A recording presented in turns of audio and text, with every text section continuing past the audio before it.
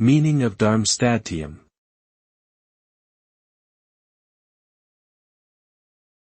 Darmstadtium.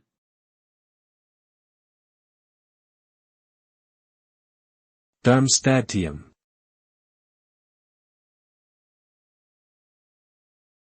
Darmstadtium.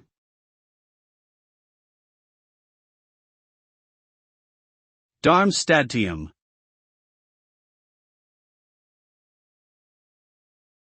Darmstadtium is a synthetic element that was first created in 1994 by a team of German scientists.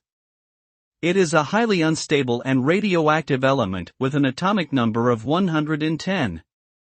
Its most stable isotope has a half-life of only about 10 seconds. Darmstadtium is named after the city of Darmstadt, Germany, where it was first synthesized. It has no known biological role and does not occur naturally on Earth. Due to its extremely short half-life, there are currently no practical applications for darmstadtium.